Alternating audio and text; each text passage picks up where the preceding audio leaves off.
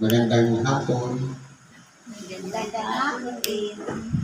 Sa pangalan po ng dakilang Panginoong Jesucristo, isang mapagpalang hapon sa bawat isa. Andito po tayo sa pagpapatuloy ng gawain na kung saan meron tayong itinakda ng mga sitas upang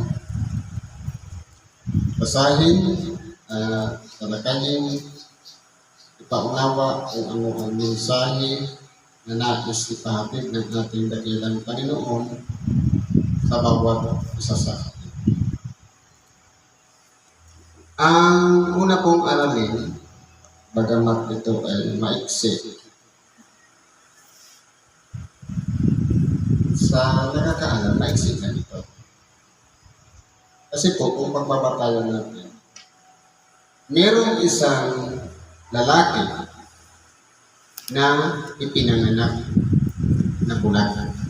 Kumbaga, nasa sinapupunan pa ng ina, bulag na siya. Ipanganak siya, bulag na siya. Ngayon, ang tanong, sino ang may kasalanan? Ang magulang ba o ang bata? Kung tayo po makakita ng isang bulag, sino po ba talaga ang may kasalanan? Parehas po walang kasalanan. Kasi kung aaralin po natin, physical ang problema ng bata. Ngayon, sa panahon ngayon, merong mga bata na o kaya mga ipinanganganak na may sakit na talagang bulag. Hindi siya bulag na yung katulad ng alam natin na hindi talaga nakakita. May diferensya sa mata. Halimbawa, ipinanganak na merong sakit na glaucoma. Hindi po kasalanan ng bata o ng anak, kahit ni magulang man, na siya hindi nakakita.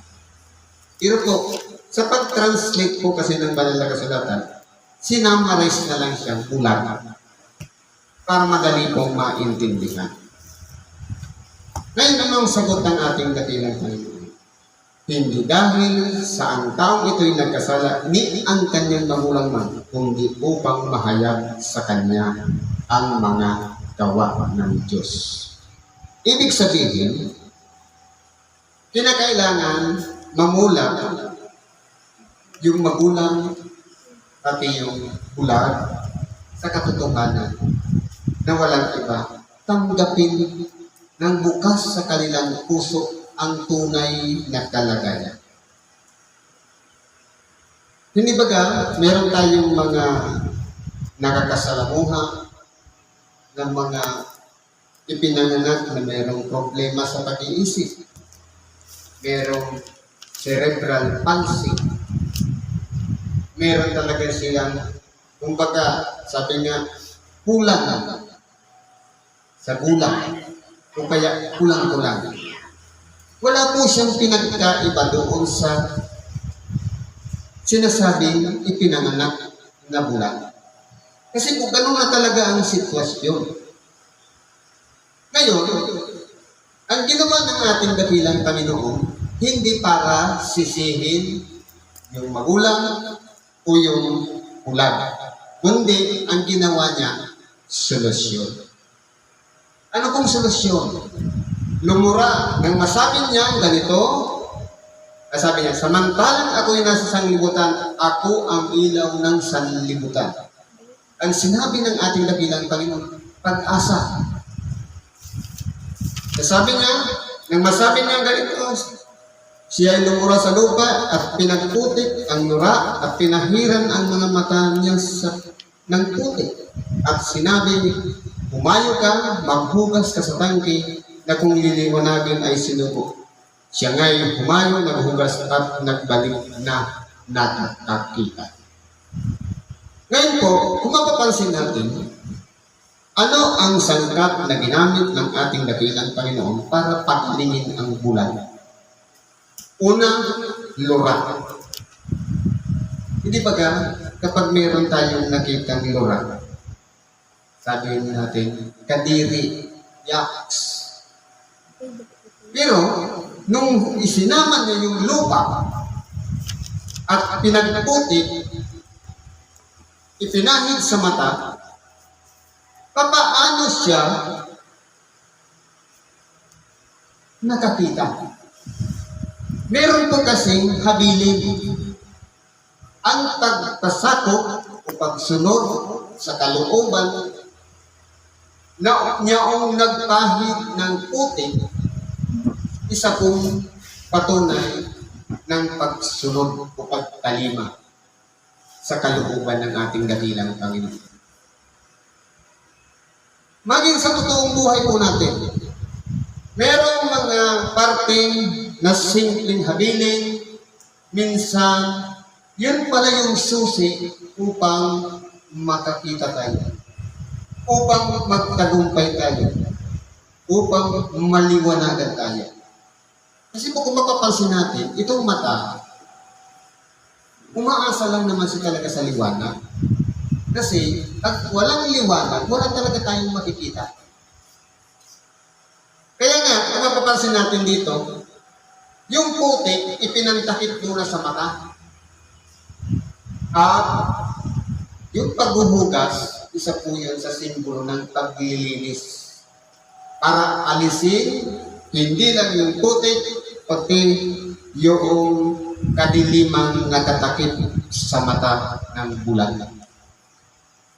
Kaya nung sabi niya, ako ang ilaw ng sanlibutan. Ang ibinigay niya sa bulan, liwanag.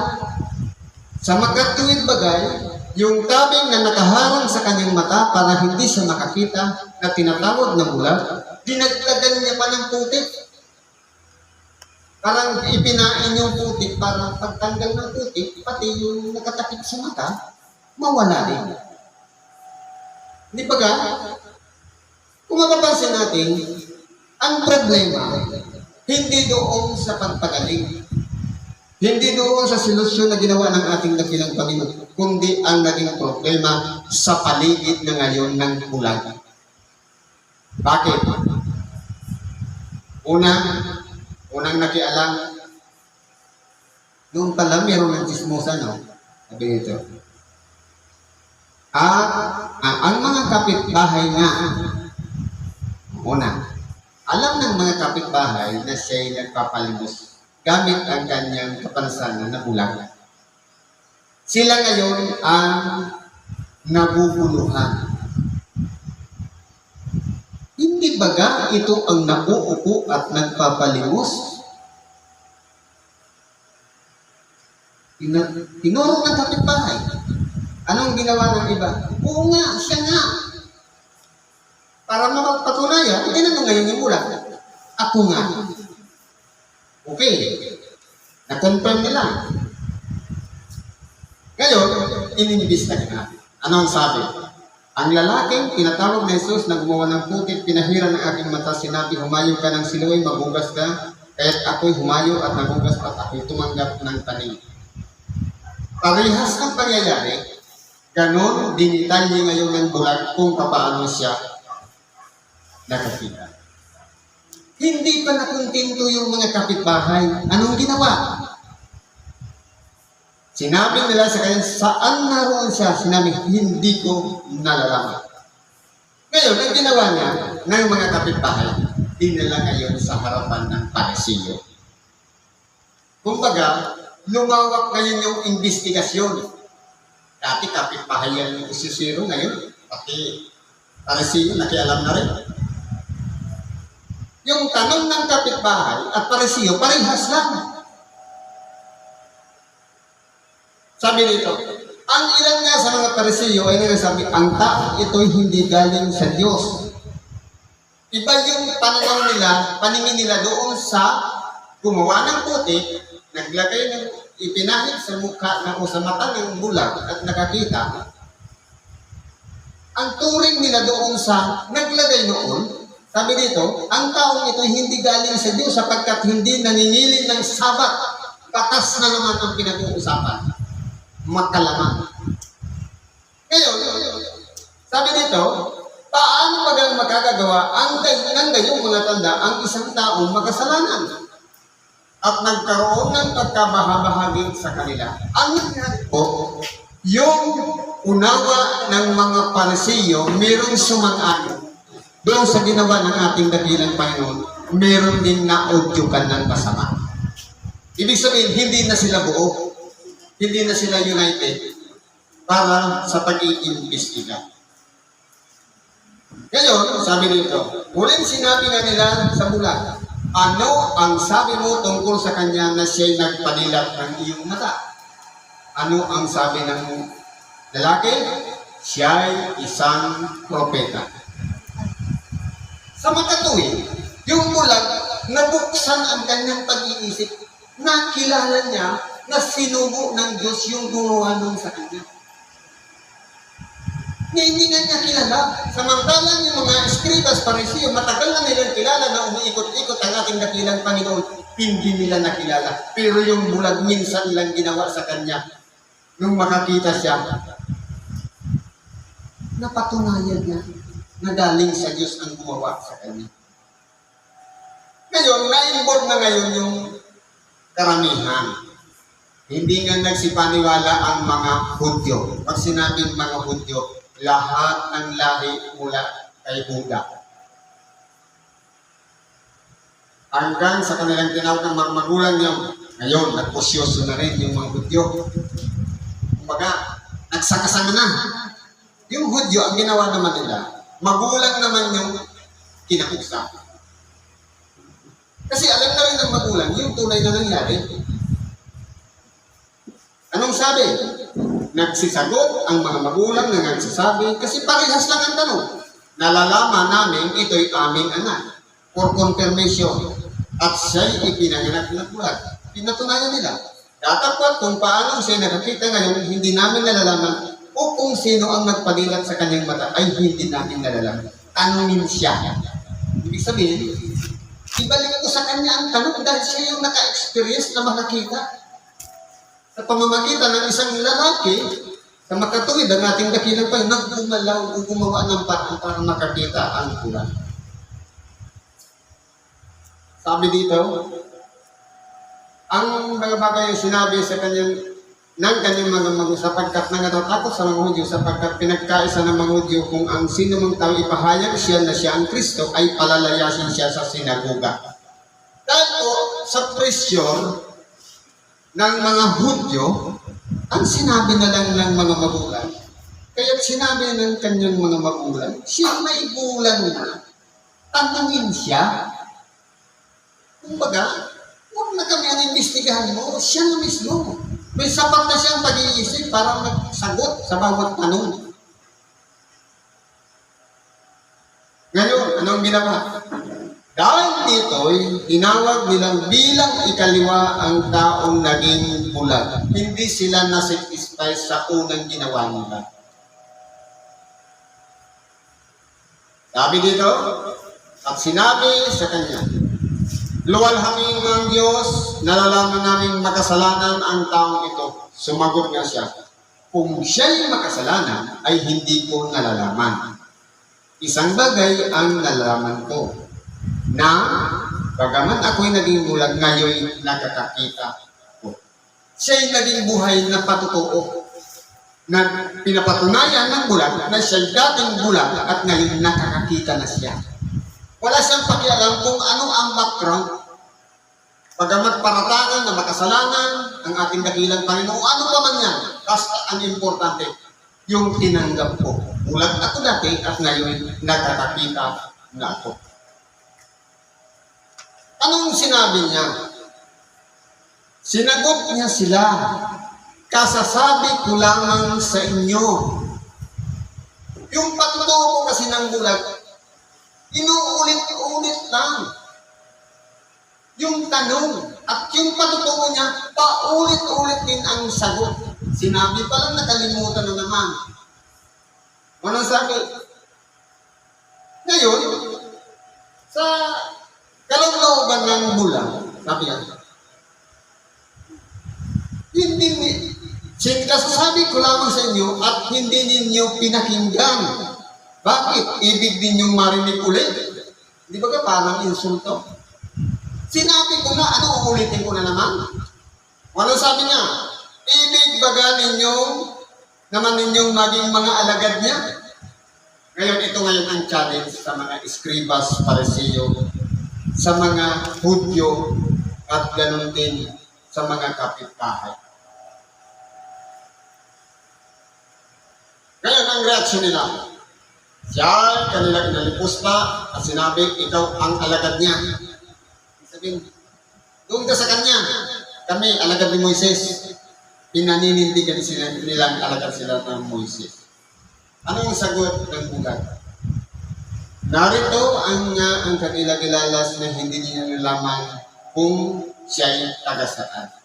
Gayon niya'y pinadilat niya ang aking mga mata.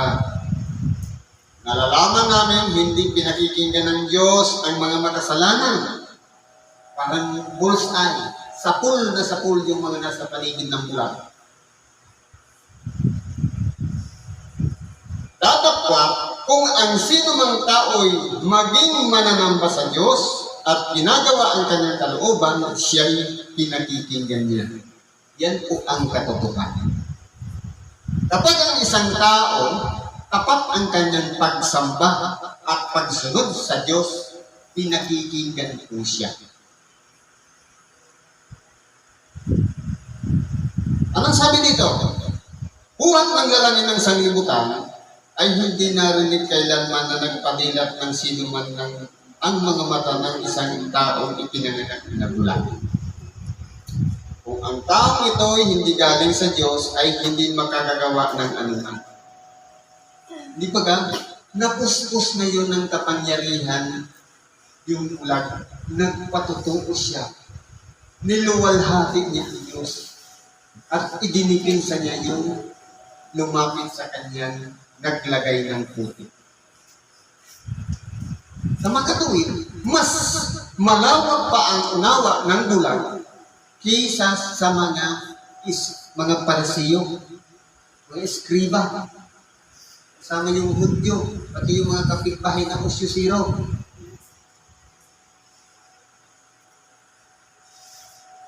Sabi din, sila yung nagsisagot sa kanyang sinabi, ipinanganak ang lubos sa mga kasalanan, ikaw ay nagtuturo sa amin, at siya ay pinalayas lang. Ganun po ngayon, yung pride ngayon ng mga parisiyo, napahiya po sila. Kaya anong ginawa nila? Pinapalayas nila para hindi na makapagsalita pa. Ngayon, ito ang pinakamaganda. Napalitaan ni Jesus na siya ay pinalayas nila at pagkasupong sa kanya sinabi, sumasampalataya ka ba sa anak ng Diyos? Tumagot nga siya, sinabi, at sino baga siya, Panginoon upang sumampalataya sa kanya? Sinabi sa kanya ni Jesus, siya ay nakita mo na at siya nga ang nakikipagsalitaan sa iyo. Hindi niya sinabing ako, kundi binigyan niya muna iisipin yung pula. Kung malawak ka ang pag-unawa, magigits niya agad. Depende sa linya ng pananalita ng kausap niya. At sinabi niya, Panginoon, lumingon siya ngayon noon sa ating dakilang sumasampalataya ako. At siya'y sinamba niya. Kung mapapansin natin, noong panahon na yun, si Kristo'y tao. Bakit hindi niya tinutulan nung siya'y sinamba ng bulag? Yun po ay isang katanungan. Ibig sabihin, sabi niya, noong una, ako ang Diyos na mapanibubuin. Wala nang ibang Diyos sa harap ko. Ako lamang iyong dapat sambahin. Pero bakit nung sinampa ang ating dakilang Panginoon, walang tumutol na kahit ang Ama? Sapagkat yung katawan ng ating dakilang Panginoon siyang ginagamit ng Ama para mananatulong sa ating dakilang Panginoon. Kasi Ama ko ang gumagawa ng panahon ngayon sa pamamagitan ng katawan ng ating dakilang Panginoon. Ngayon, ang pinakamaganda dito sa ginawa Sabi niya, sa paghatol ay naparito ako sa sanlibutan ito upang ang mga hindi nakakita ay mga kakita at upang ang nakakakita ay maging mga bulag. Yan po ang katotohanan. Marami sa atin nagpapalagay sa sarili na nakikita niya ang tunay na liwanag, ang tunay na kahulugan ng buhay. Pero ang ginagawa, kaparehas ng bulag. At marami sa atin na kung sino pa yung sala na tinawag mula sa isang kalagayan may karamdaman, sila pa yung mga bukas ang pag-iisip. Ano po ang leksyon na makukuha natin dito sa mensahe ito? Nais ipaliwanag ng Diyos yung pamamaraan pala ng pagpagaling ng bulag. Hindi kailangan ng medisina. Hindi kailangan ng ano pa man, kundi ang pagsunod lang. Bakit po?